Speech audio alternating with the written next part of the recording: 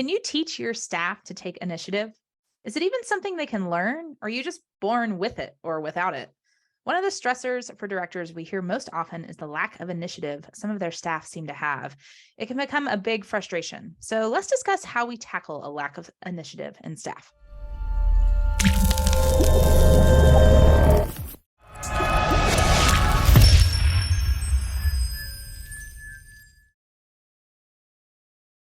You don't lead camp because you love the office. Ultra Camp has everything you need to manage your program so you can spend more time doing what you love. Manage staff, register campers, take payments, and direct communication all in one place. Welcome to Camp Code, a podcast brought to you by Go Camp Pro. We've seen a lot of changes in our industry over the last 10 years since our podcasting adventure first began. The landscape certainly looks very different as we head into the 2023 camp season. And yet, the importance of well thought out staff training remains the same. This season, we delve into new topics, new ideas for skill development, coping strategies, and ways to support our staff to bring their very best. Yes, the what has certainly changed in the last 10 years, but the why remains the same. Hello, everybody. We are back for another Camp Code podcast. And as usual, we're going to start off by introducing ourselves. So Ruby, can I ask you to go first, please? Sure can. I'm Ruby Compton. My pronouns are she, her. I am based in Western North Carolina, where I run a company called Ruby Outdoors. I do training and support for camps and outdoor programs in the heart of the Blue Ridge Mountains. Thank you. And Gabs. And my name is Gabrielle Rail. I'm one of the camp directors of Camp Row. And Camp Row is an all-girls camp in the Laurentian Mountains. And we focus on creating a positive environment for gender minorities. Thank you. And I'm Beth Allison. I'm co-owner of Camp Hacker and Go Camp Pro. My pronouns are she, her, and I am a camp consultant and trainer who loves to build purposeful community through intentional and thoughtful leadership training.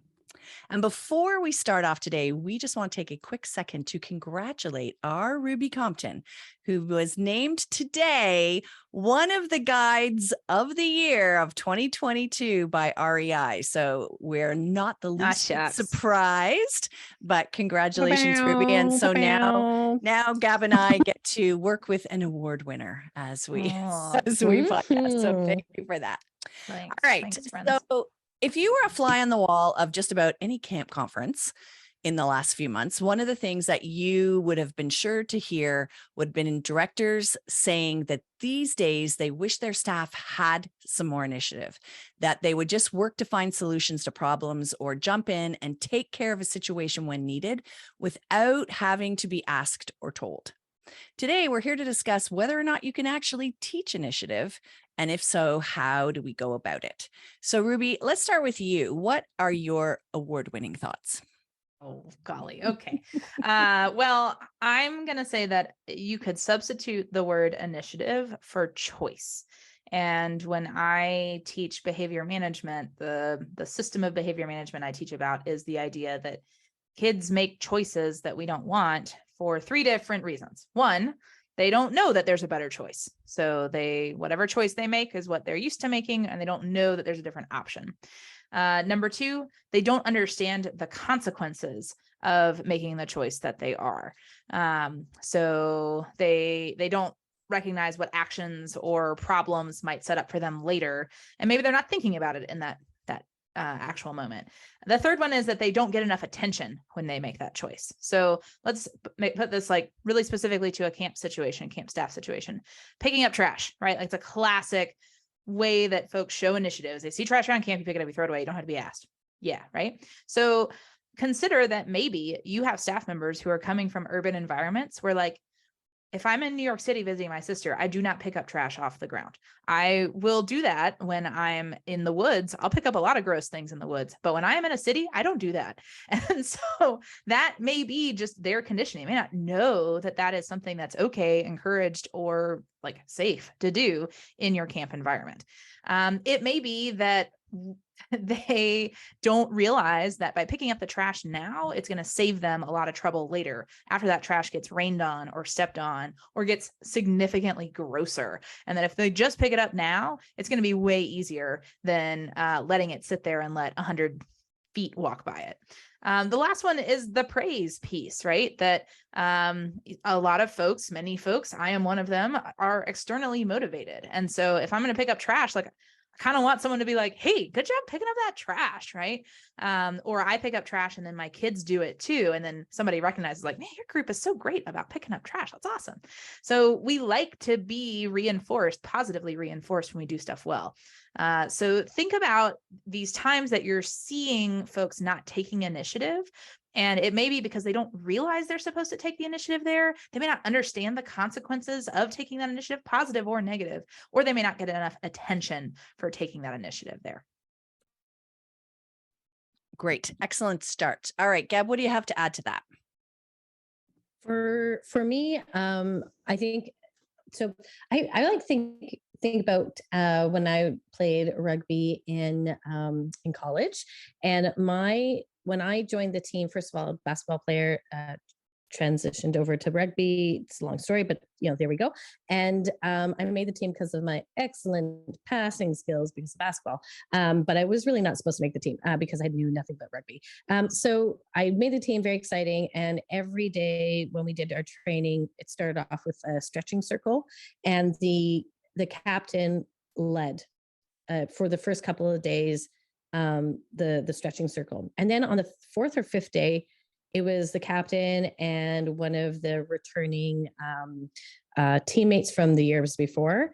And then by a month in, it was new players that were leading small portions of the stretching. And at one point, the captain came to me and said, "Hey, today would you be comfortable with leading, the arm stretches?" And I was like, "Oh yeah." So then I realized those new players actually were asked before. I thought they just were called upon randomly.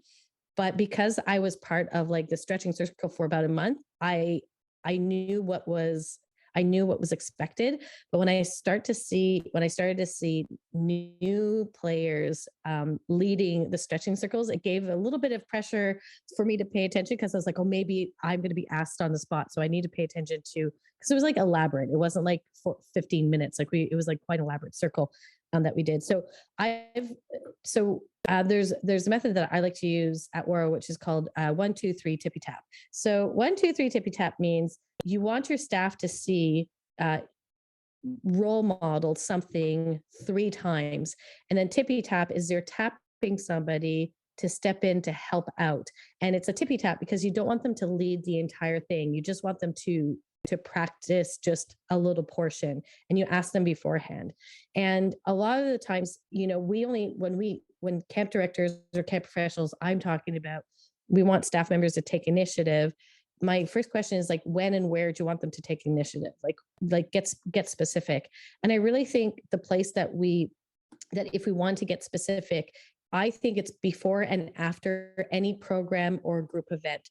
Whatever happens before and whatever happens after, that's where there's prime opportunity for staff members to take initiative or learn to take initiative, and where you can apply to like 1, 2, 3 tippy taps. So if you're waiting for we're waiting for the kitchen. Sometimes kitchens are a little bit late, like leading a song, that they see that. So planning out that this is where we want staff members to step in, and that they see leadership team members do it. And then the end, which would be like cleaning up or making sure campers are going on to their next activity. So I think pre and post programs, activities, just anything community is a good place to start focusing, and then make sure that we're role modeling it at least 3 times, and then bringing staff members in to help out. Thanks, Gab. And the name is awesome. Like, who doesn't want to have a program called 1, 2, 3 tippy tap? Yep. Did we 1, 2, 3 tippy tap? I love it. For me, one of the things I think holding staff back from taking initiative is that they may not be completely sure exactly what they have the power and the permission to do. So I think we need to take time during staff training to be sure that folks are all on the same page with this. And I think you need to start by giving them some sort of boundaries. like the 4S's, for example, and I do think that's the actually first time I've mentioned this all season, but help staff to know whether they can say yes or no, and then hand over the power to the staff member and the camper for that matter. So if you're new to our podcast and you haven't listened to other seasons, the 4S's are 4 questions that you must ask yourself before you can say or do anything. So if you can't answer yes to all 4, then you need to rethink the activity or the song or whatever you're doing, or scrap it all together. And the questions are, is it safe? So mentally, emotionally, physically, socially, spiritually, is it good stewardship of our resources? Is it building self-esteem? And does it serve the community? Having these kinds of guidelines helps people make decisions, and good decisions, without having to constantly ask permission.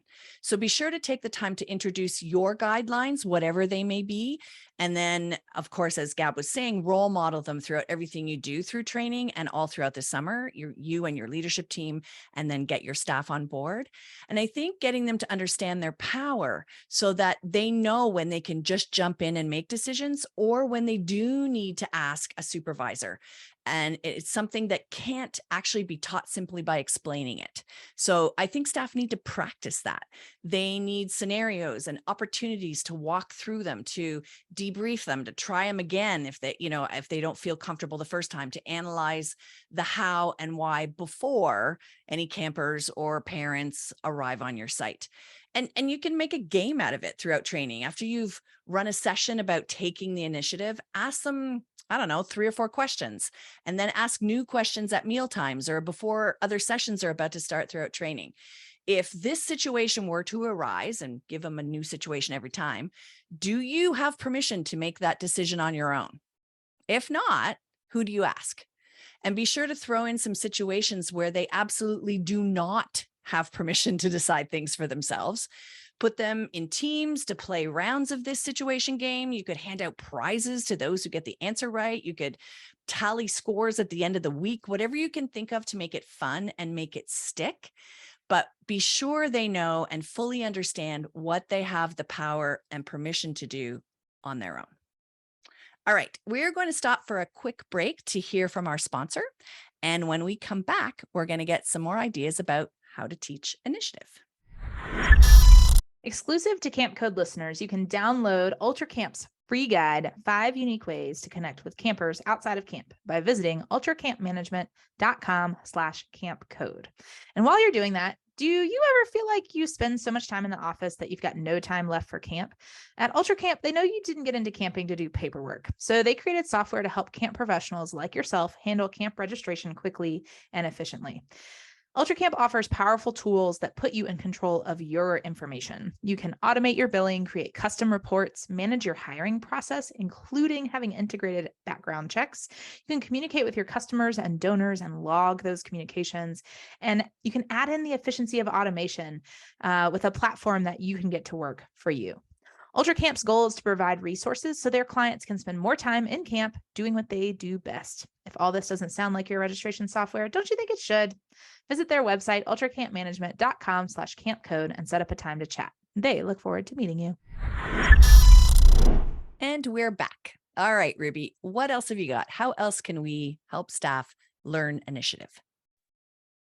Right. By being a good leader who stops and watches. So I would encourage you to, if you're like, oh, why don't my staff ever like step up and do the things? Stop and pay attention to what they are putting their effort and attention into. So I'm going to tell you a story about me. It's not one of my finest moments, but I'm going to tell you about it anyway. I had a job where I had gotten very frustrated with the management I was working for. And I knew I was leaving that job. And so one of the things I would do is I noticed that my boss was like pretty on it about adjusting all the paintings and stuff that were in the office and artwork to be very, very tidy and straight. So every time I walked by any of those items, I would just like move them just a little bit. It's terrible. I'm a terrible human for that. But like for all the things that I had to do in that job, the fact that I took time to do that said something. It communicated something. I don't know what exactly, probably need to talk to my therapist a little more about that. But the point is, I would encourage you to pay attention to what are the things that your staff are choosing and opting to do and put their time towards. It's thinking about, and I don't have the answer for you, but ponder this question. Why do staff respond to text messages or Instagram messages way faster than they do their email? You might even just want to ask one of your staff members or a few of your staff members. I see that you always respond to my texts, but never my emails. What's that about? And maybe it's about what is readily available to them. Maybe it's that they don't get email notifications, but they do get text message notifications. It may be that they cannot remember their email password. But if we can stop and watch, I think we will pick up some patterns that will help us understand how to redirect the energy and attention they have from like tipping all the photos to the side and instead into something more productive. Brilliant. Yeah, that makes a lot of sense. And it makes Gabs giggle. I'm the worst. Wow, if that was feisty the worst thing Ruby. you ever did as a staff member, I'll take you every time. All right, Gabs, what about you? What would you I ask? just want one of my staff to do that now. I'm like, oh, can you just, I want to see it. I giggled every time my boss came in and like would readjust them. It was like, oh. I am also somebody that like lines things up. Like I'm constantly lining things up. So I get why he does that too. But I love it's so good. Okay. I have a good time at this in the show. So Michael Brandwein says like terrific is specific is terrific. And Beth mentioned, staff members need to know what can they do and what are they allowed to do, what aren't they allowed to do. I think that taking initiative from feedback from people that I spoke to, it's like really comes from a place of frustration. It's like in the moment, we're like, why didn't they do that? So let's get specific with ourselves, but what we want our staff members to do when it comes to initiative. First, initiative is a muscle. And you can only take initiative in other places when you're practicing those initiatives. So getting specific with your staff is going to be helpful. So how do you break it down? I like using, I think other camps have a variation of this, but we call it our camp trifecta. So it's a triangle that at each point, nothing's higher than the other, but like self, others, and camp. And so this is a way, how do you want staff members to take initiative with themselves? How do you want staff members to take initiative with others? Others can be broken down to campers, peers, supervisors. How do you want staff members to take initiative with camp? Is that the site? Is that the et cetera, et cetera? And then choose 3 specific items. So if you're going with site, maybe it's trash. If you're going with leadership, maybe it's at the beginning of meal times. And if you're going with self, maybe it's coming forward with issues. This is extremely important. And then break it down for your staff in the sense of what does somebody say when what does somebody ask themselves when they take initiative? What questions do we pose when we take initiative? And as we say in camp code, use the method of the inception method. We want our campers to learn to take initiative. So what is some language that we want to use with them so it helps prompt those initiative so they can brainstorm? And then, of course, we're doing the same thing for ourselves. So try to get specific as possible, set those goals, because there will be a trickle effect. There will be a trickle effect if you're getting specific with your staff that they're going to start to do it in other areas. That's going to take time. But if it's just a general take initiative, staff members will be lost and overwhelmed. Perfect. I love it. Break it down.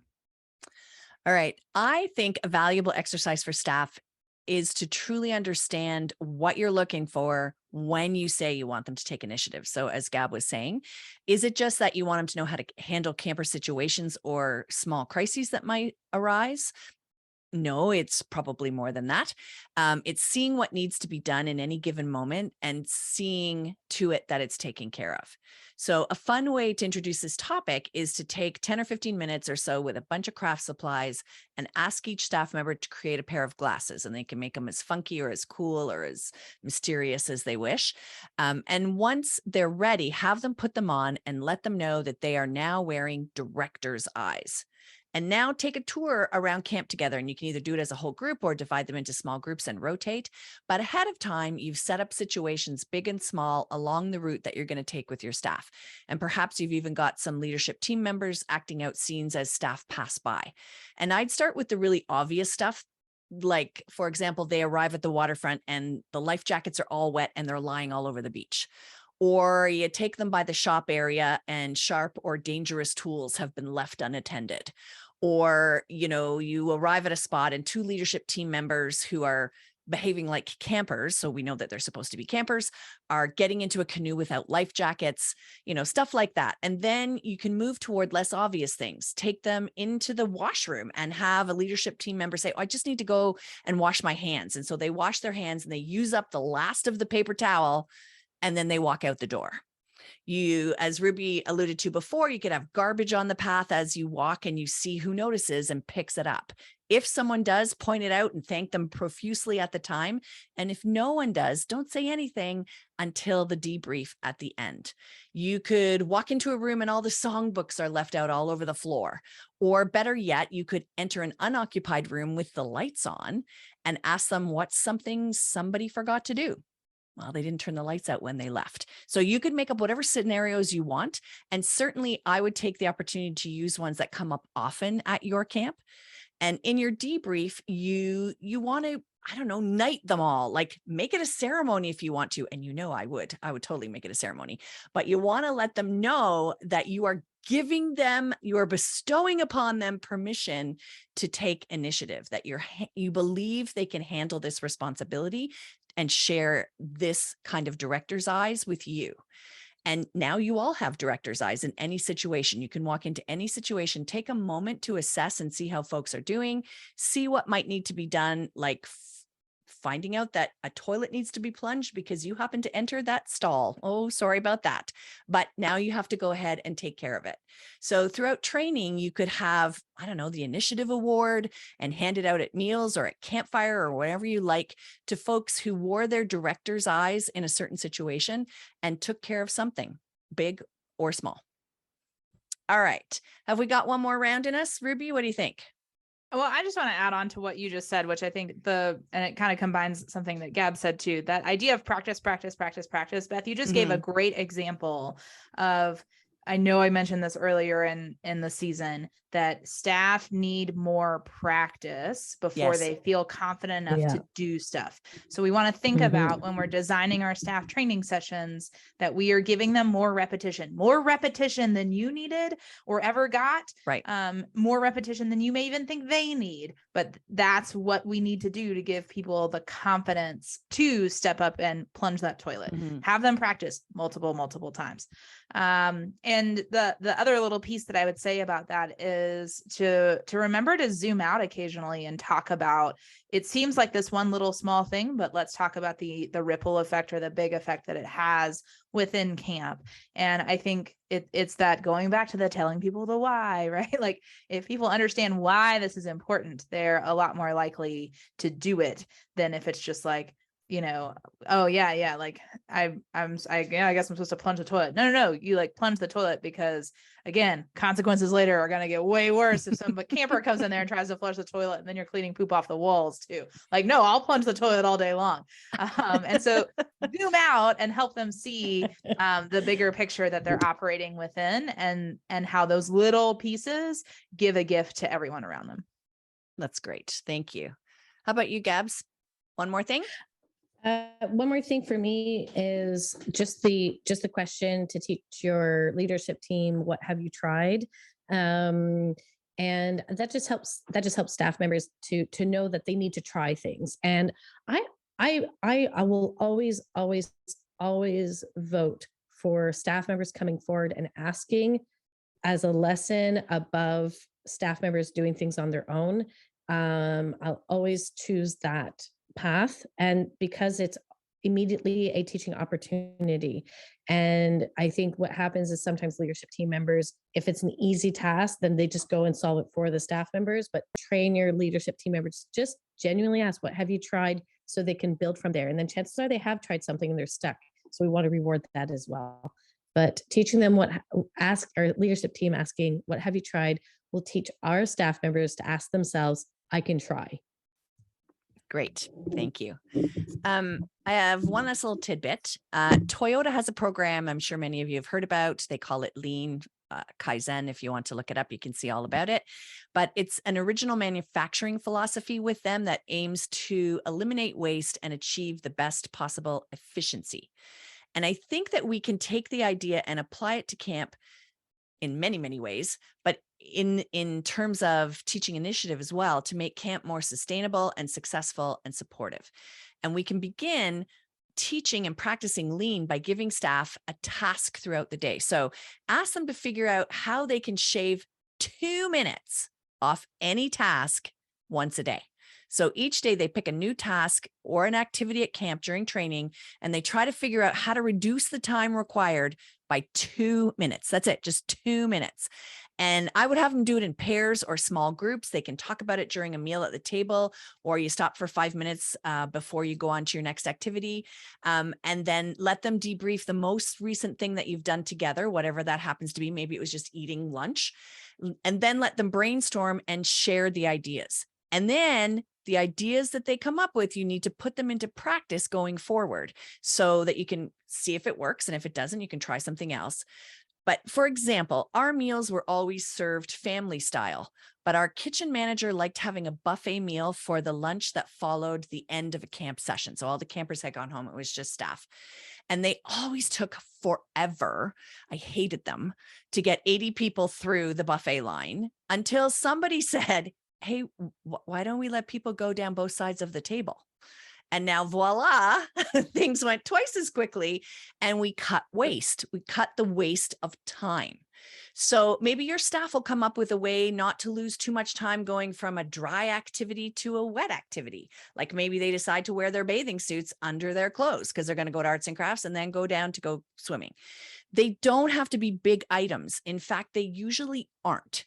But if every group is trying to cut waste or be more efficient, and you are then very briefly debriefing these at the end of the day, so A, everyone can learn about the ideas, B, so that you can praise the ideas, and Ruby talked about that, or you are not only helping camp to be more efficient and less wasteful, but you're also giving them the mini opportunities to take initiative. And this will help build their confidence to take greater initiative when it's needed. So win-win. And since neither of you mentioned this idea, I'm just going to go ahead and share it really, really briefly. We've talked many times in our podcast about this generation of staff having serious anxiety about making mistakes, about not being perfect, about this whole concept actually holding them back from taking initiative. So please, please, please run a session on perfectionism at camp this summer during training. Have them talk in small groups about the advantages and disadvantages of feeling that need to be absolutely perfect and why they think some folks really struggle with this. And let them know at camp, we're all about making mistakes. It's how we learn, it's how we grow. And in fact, at camp, we celebrate mistakes, as we say at Camp Code, because it means that we tried something new. And we've done whole episodes on how to creatively celebrate mistakes. So look those up and give them a listen. I really do believe that the fear of making mistakes is what holds so many people back from going ahead and trying something new or something that they're just not really quite certain of. All right, Gabrielle, here it is. Time for a recap.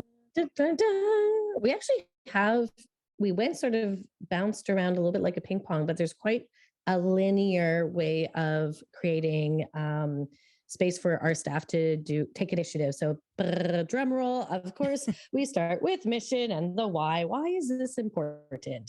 And it cannot be because you're irritated with your staff. That is your personal feelings. And as Ruby brought up therapy, maybe that's something. But so why is this important? And we bring that back to our campers. Why is it important for campers to take initiative? How is that helpful for them? Life skills, et cetera, et cetera, et cetera. Let's bring it to the why. Then we need to get into terrific is no. Terrific. No, specific is terrific. And so we want to get specific goals. You might want to use the trifecta, camp, others, and self when we're narrowing down what are those specific goals that we want our staff members to do. Then what am I allowed to do? Because, we're a little bit anxious. I don't know what I'm allowed to do.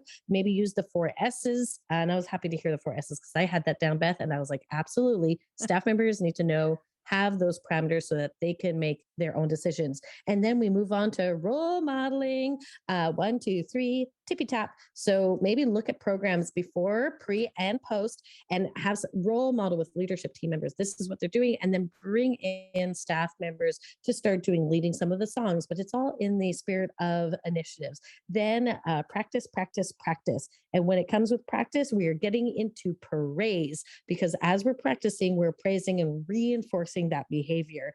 And while we're doing that, let's remember that we want to start with things that are very, very obvious, and then start moving towards the less obvious is a really important line that we're hitting with, and then go back to praise. Initiative is a muscle, and it takes time and it takes patience. But as we say at Camp Code, your frustration, irritation, your feelings are your compass. Listen to it and then problem solve with your team to help develop a plan around initiative. See, it can be taught. Well done. Thank you for that recap. Brilliant as always. All right. How can you get involved in our podcast? Well, you can share your thoughts with us on this episode or any episode by using the hashtag Camp Code, and tell us any topics you would like us to discuss, guests you recommend that we have on the show, any great leadership training tips that you have to share. We would love to hear from you.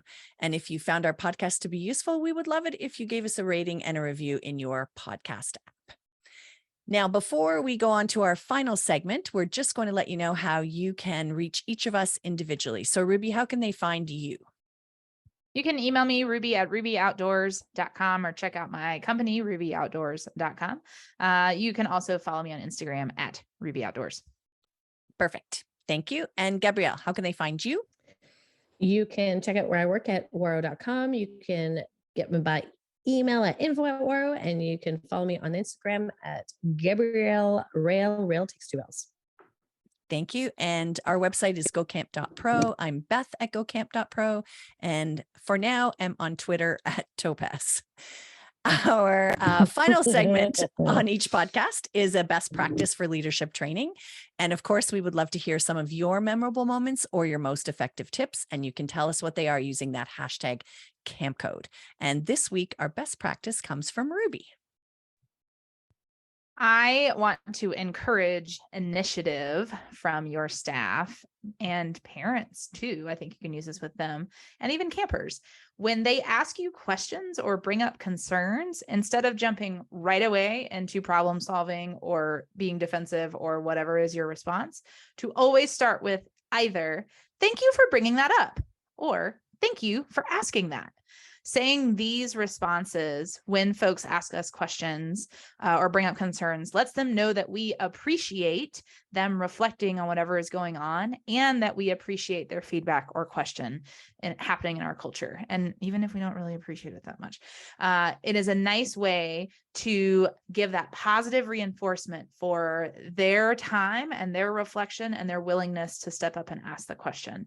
And so anytime, it's a great thing to buy yourself some time too, when you're like, I don't really know the answer to how I'm going to answer this thing, to say, "Hey, thank you for bringing that up. Let me think about that for a minute," and then give your answer versus just answering right away. And it doesn't have to be every question, obviously, but those questions that are someone's bringing up a concern, or they're really curious about this, or even at the end of a training session when somebody says, "Hey, this is the question I have. Awesome. Thanks for bringing that up. I bet other people are wondering that too." That just provides a little more reinforcement for folks to take the initiative to ask those questions. Excellent. Great words to end on. Thank you so much, Ruby. And thanks, Gab, today for all your great thoughts that you shared with us. For 9 seasons, we always told you what was coming next. We always gave you a hint as to what was coming next, because we would make out a schedule and we would pick our topics. And of course, we were very intentional about it. We're still being incredibly intentional in season 10. We're just doing it a little bit differently. We know that it's been a difficult season, or a difficult few seasons for camps. And so we're intentionally asking folks what they would like us to talk about, what issues are out there, what's on their mind. And so we keep asking, and then not at the last minute, but the week before, decide what we're going to talk about from the list that we are creating from what you folks are letting us know. So if you have any ideas at all of things that you just need some help with, or you want to talk about, let us know. And so we're not going to tell you what's happening next because we haven't figured it out yet, but we have a list. So it'll be something good. And that's it for today, folks. Camp Code is part of the Go Camp Pro podcast network, and you can check out all our other podcasts at gocamp.pro/podcasts. And there are 7 total podcasts, each with a different focus. So give them a listen, and I'm sure you'll find something there for you. From all of us here at Camp Code, thanks for the listening, friends.